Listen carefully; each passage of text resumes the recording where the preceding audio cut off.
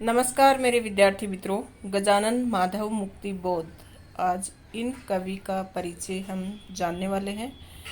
शुरू करते हैं इनका जीवन परिचय।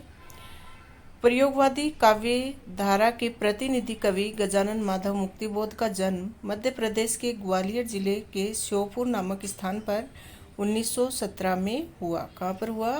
ग्वालियर में, मध्य प्रदेश में 1917 ईस्वी में। इनके पिता पुलिस विभाग में थे। निरंतर होने वाले स्थानांतरण मतलब ट्रांसफर इनका होता रहता था। इसके कारण इनकी पढ़ाई नियमित व व्यवस्थित रूप से नहीं हो पाई। 1954 ईस्वी में इन्होंने नागपुर विश्वविद्यालय से एमए करने के बाद राजनांद गांव के डिग्री कॉलेज में अध्यापन कार्य आरंभ किया। इन्होंने अध्यापन, लेखन एवं पत्रकारिता सभी क्षेत्रों में अपनी योग्यता, प्रतिभा एवं कार्य क्षमता का परिचय दिया। मुक्तिबोध को जीवन पर्यंत संघर्ष करना पड़ा और संघर्षशीलता ने इन्हें चिंतनशील एवं जीवन को नए दृष्टिकोण से देखने को प्रेरित किया। 1964 ईस्वी में ये महान चिंतक, दार्शनिक, पत्रकार और सजग लेखक तथा कवि इस संसार से चल बसा। तो 1964 में इनकी मृत्यु हुई। जन्म कब हुआ था? मध्य प्रदेश में श्योपुर में 1917 ईस्वी में।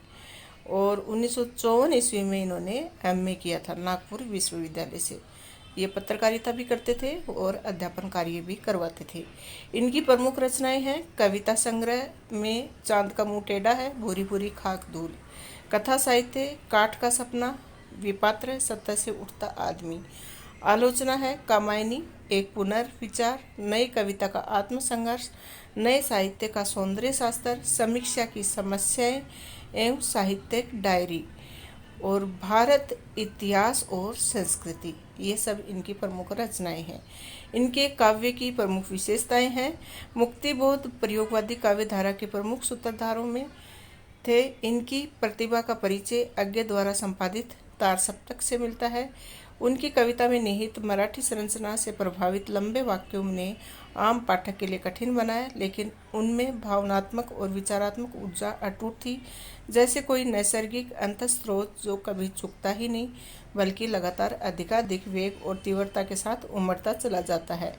ये ऊर्जा अनेकानेक कल्पना चित्रों, फैंटेसियों का आकार ग्रहण करती है।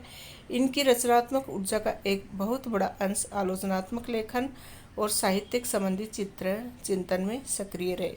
ये पत्रकार भी थे। इन्होंने राजनीतिक विषयों, अंतर्राष्ट्रीय परिदृश्य, देश की आर्थिक समस्याओं पर लगातार लिखा है। कवि शमशेर बहादुर सिंह ने इनकी कविता के बारे में लिखा है। किनकी कविता के बारे में? गजानन माधव मुक्ति बोध के बारे में। किन्होंने लिखा है? शमशेर बहादुर सिंह जी ने। क्या लिखा है? अद्भुत संकेतों से भरी जिज्ञासाओं से अस्थिर, कभी दूर से शोर मचाती, कभी कानों में चुपचाप राज की बातें कहती चलती है। हमारी बातें हमको सुनाती है। हम अपने को एकदम चकित होकर देखते हैं और पहले से अधिक पहचानने लगते हैं। अब गजानन माधव मुक्तिबोध की भाषा शैली कैसी है? इनकी भाषा उत्कृष्ट है। भावों के अनुरूप शब्द गढ़ना और उनका परिष्कार करना, उसे भाषा में प्रयुक्त करना भाषा सौंदर्य की अद्भुत विशेषता है। इन्होंने तत्सम शब्दों के साथ साथ उर्दू, अरबी और फारसी शब्दों का भी प्रयोग किया है। तो आज हमने पढ़ा गजानन माधव मुक्ति बोध के बारे में। अगली कड़ी में हम दूसरे कवि का परिचय जानेंगे। धन्यवाद। वीडियो को अधिक से अधिक लाइक कीजिएगा, शेयर कीजिएगा।